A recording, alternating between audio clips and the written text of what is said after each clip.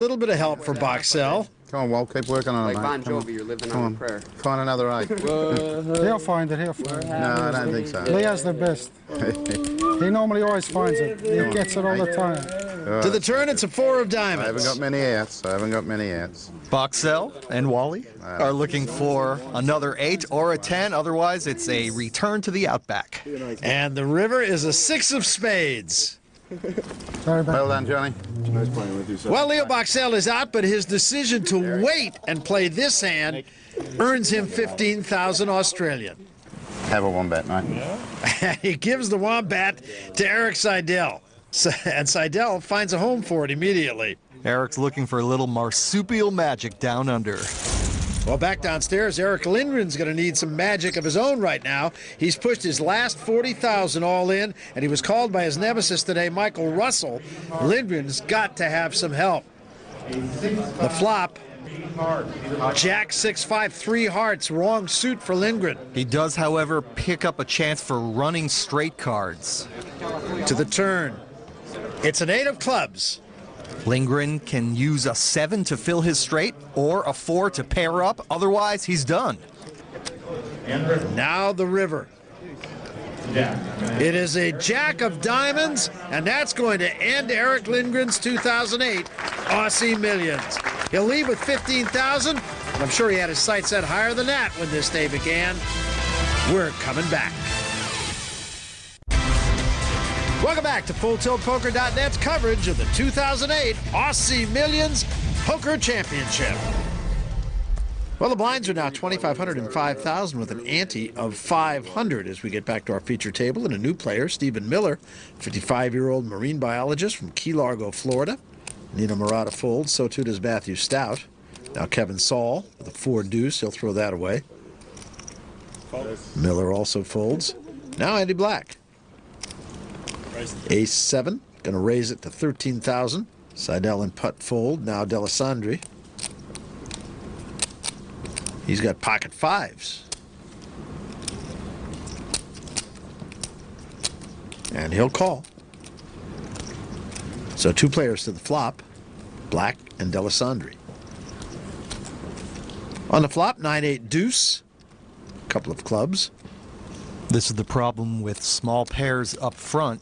Delisandri checks. Flop will almost always bring over cards, and unless you make a set, you are forced to guess. In this case, Delisandri has way the better hand than Andrew Black, but it's hard for him to know, particularly when Black fires out a bet and shows strength. 25,000 to bet from Black. Take it. And that will be enough. So a nice pot for Andy Black. He's looking to improve his third-place finish in this event last year. He's had chip leads in 4 big tournaments this past year, but still looking for that elusive breakthrough win. Came so close last year that I feel I've got a real chance to kind of do well this year. The whole thing suits me down here. Maybe it's because, you know, you have to actually stand upside down during the tournament. That helps, you know. Because you're in Australia. If you don't stand upside down, you fall off the edge of the world, of course. They'll sing you a song, a rebel song. It would mean, if I won this thing, that people would stop taking the absolute Michael out of me about the fact that I make loads of final tables, I get loads of chip leads, but I just, like, crack up, yeah? Should I give the fans what they want? Yeah, probably pound for pound, I make better decisions than most other people for longer periods of time. And then I make the worst decisions you can imagine, right? The truth of the matter is, if you weren't having a go at me, this never would have happened. I mean, I had all these chips, and then they were gone. Trying to get underneath that experience is tricky, you know? You think it's a serious medical condition if you're talking to yourself a lot. And I've worked very, very hard on being less of an idiot more of the time. So the fact that the spectacular end of my blow-ups is still there, it's okay, you know? Once I get that, beware. Once I sort that out, yeah? Because the high end of my game is pretty good. Andy Black, he is cut from a different cloth, but doing pretty well here. He's in 14th place right now and playing very solid poker. Scientists still investigating which planet that cloth comes from. You have it even. Mathematically, You have 100,000. that's on. Action starts now with Steve Miller looking at an ace-queen here. And this guy's no joker, Barry. Going to raise it to 12,500. Andy Black folded. Now Eric Seidel with pocket tens. And here's your classic no-limit hold'em coin flip. All he does is call. Action folding around now. Murata folds. So does Stout. Now Kevin Saul. Deuce 5. Not going to do it. Kevin Saul has just been card dead. Two players to the flop now, Seidel and Miller.